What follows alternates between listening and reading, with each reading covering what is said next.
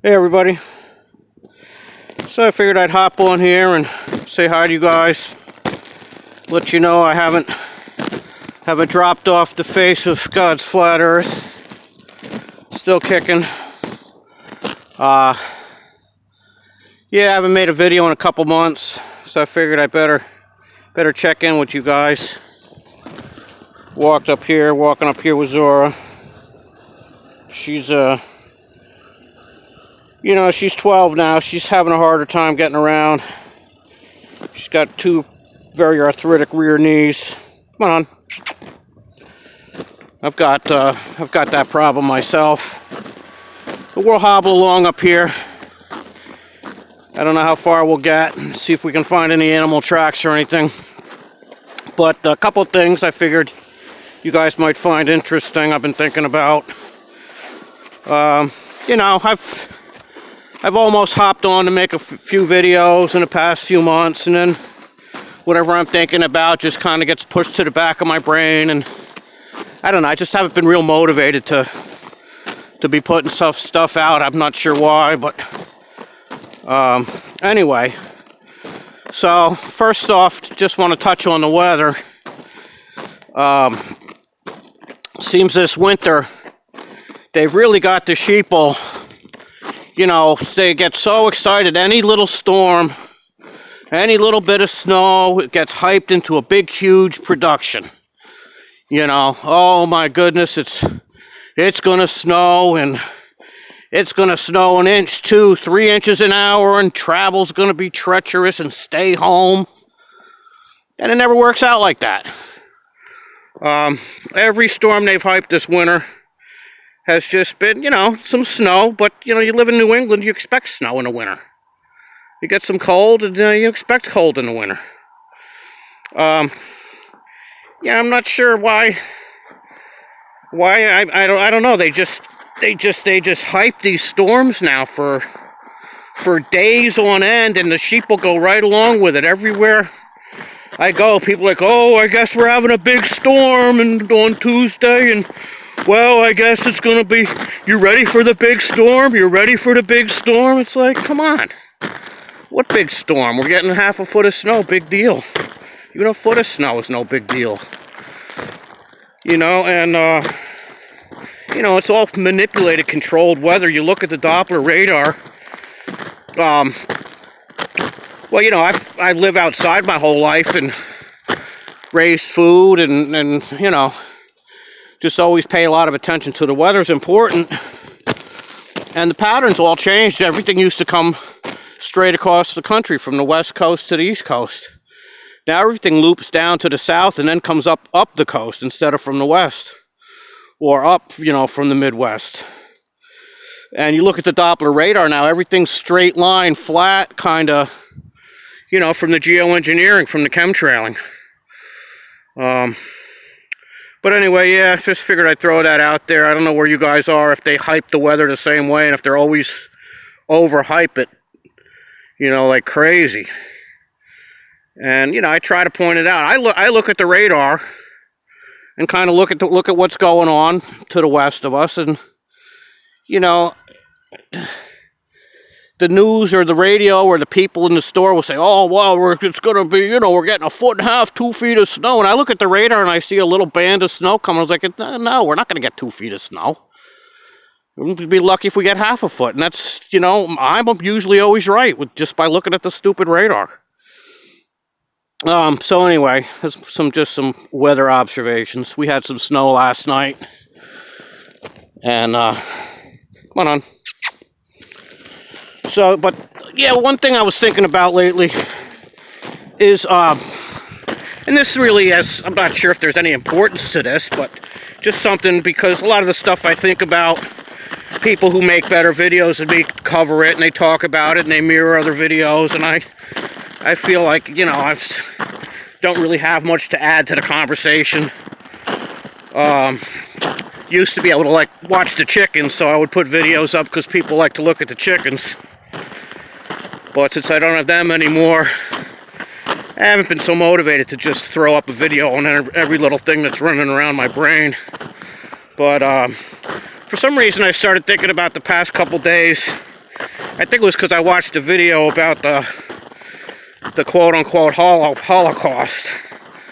About how, 6 million Jews, everybody's been taught, were killed in Germany, gassed and all that. We know. If you're a truther, you pretty much know that that's definitely not what happened. But it started me thinking about, I'm not sure why, but I'm 57. I remember like 20 years ago or 30, I forget when it was. And I think that guy, Tom Brokaw, was a big newscaster, wrote a book called The Greatest Generation. And that was the big thing. Then Tom Hanks put that movie out, Saving Private Ryan. And then for several years, that was the big thing, The Greatest Generation. The World War II was the greatest generation. Well, my dad fought in World War II.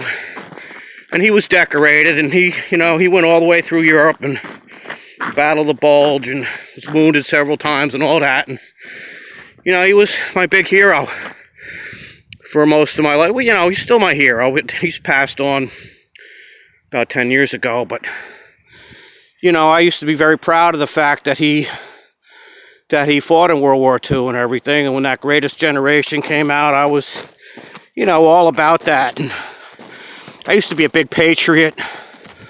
And, I never had TV for my adult life, but I always listened to a lot of radio and listened to the talk radio and stuff, and definitely was a big part of the left-right paradigm. And then I shifted to more libertarian, but, now I know that's just a big puppet show. I don't vote or even participate in that crap anymore. But I remember when that Greatest Generation came out, how big that was, and everybody was thanking the veterans for their service. And, they don't know any better. They're duped. And that Greatest Generation, they really thought they were doing the right thing. And all they were doing was, spilling blood for Satan and the bankers, and just setting up the whole, the whole creation of Israel and everything. And I'm not going to get into all of that in this video, but what's going through my mind is, what agenda did the controllers have for promoting this Greatest Generation thing back in, I guess it was the 90s. I'm thinking when that Greatest Generation was all over the news, and that movie Saving Private Ryan came out. And my dad never used to talk about his time in the war and stuff, and then as he got older and that movie came out and people were talking about it, I got him to share some of the stuff that he went through with me, reluctantly. And these wars are they're hell on earth for the people that are in them. But they're just duped to do Satan's and the bankers' bidding in these wars. The bankers fund both sides of them, and that World War II was basically, besides all the blood sacrifice and evil energy that gets expended, the bankers get rich off the bombs and the bullets, and then Israel got created in 1947 to start that whole Zionist, thing, to move on to the next stage of the plan, if you will. So I'm thinking, why was this Greatest Generation thing pushed in the 90s and everything? And they always have multiple reasons and multiple meanings of the words and everything. And I'm wondering, the Greatest Generation to the bankers and the rulers and the controllers, the elites, if you will, why were they the Greatest Generation? And I'm thinking, well, maybe because they unquestionably did what they were asked to do. They unquestionably believed the whole paradigm of the Holocaust and how Hitler needed to be, eliminated. And the whole thing was, we are, Pearl Harbor, they believed. And, the whole thing that was pushed, we just unquestionably accepted. I mean, I wasn't alive back then, but it seems like the history that they show us, which, I don't know how much, even 75 years later, how much of that we can believe. Obviously, we can't believe a lot of it, but it seems like most of America was like gung-ho. Yeah, we got to go into Europe, and we got to go, fight Japan and all this stuff without really questioning it. With, just let's put all our resources into it. All the young men got to go get killed and wounded and traumatized, and the women got to work in the factories, and ration the food, and we got it, so it's the best thing to do. And they didn't really question it. Doesn't seem like if there were people questioning it, it doesn't seem like there were very many of them. But I guess whatever truthers are alive in any generation, there's not many of us anyway. But I'm thinking to the elites, they probably were the greatest generation, because they accomplished a lot of what the elites wanted to accomplish. That World War II Holocaust hoax thing, that really moved ahead the agenda in a big way. Got the Ashkenazis, their country in Israel, and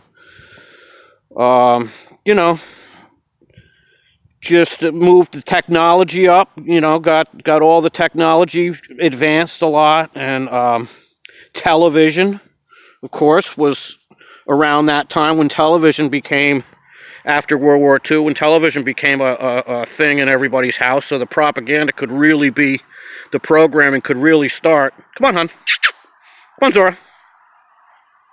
She's also getting a little hard of hearing. So they were probably the greatest generation for the elites, because they really moved ahead the program at that time. Got the whole American consumerism thing going, the baby boom, Israel got made, and that whole propaganda got to come to the next stage.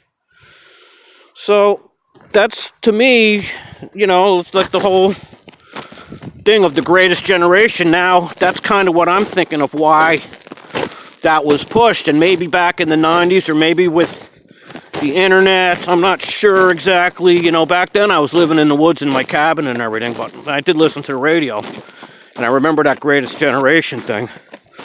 What was I saying? Yeah, so I'm just wondering that, we know that Tom Hanks is a big Masonic shill. He came out with the movie Saving Private Ryan, and that kind of brought that World War II, in back to the forefront of people. And probably, with the Israeli Palestinian thing. So they had to bring that back into people's attention, like, the greatest generation, those people, they did what they needed to do, and they stood up for America, and, God bless America, and God bless the troops, because, we're the Christian nation, and God's behind our military, not everybody else's military, which is just ridiculous. Satan's the one behind everybody's military. But just some thoughts I had on why this greatest generation thing was pushed on everybody. And now, a lot of them are gone. Like, my dad passed, and he was born in 25. So there's not a whole lot of those World War II vets left. So, and they were all good men. They all thought they were doing the right thing. But they were duped by the bankers, and duped by the satanic, psychopathic, hideous creatures that run this world that we live in. So I thought I'd throw that out there. Not something I've ever heard anyone kind of bring up about why that greatest generation thing was pushed. So,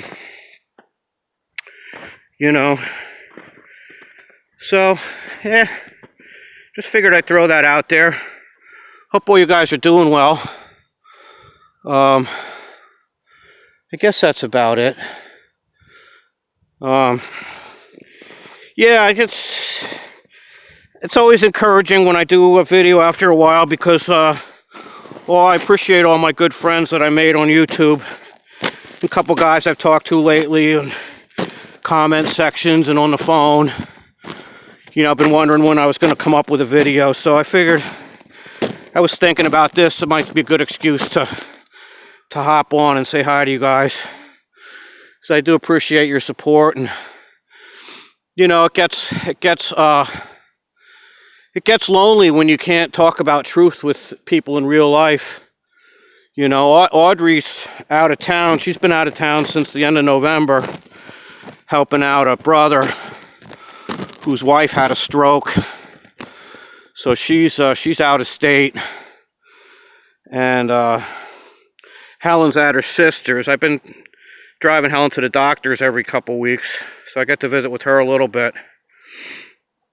But I mean, I don't know any truthers in real life. I don't get a chance to talk about truth with anybody, and you know, occasionally I can you know, kind of try to push some people in the direction of flat earth, and of course I'm always planting seeds for Jesus when I can. I just had a conversation with a fellow bus driver about Jesus and the devil.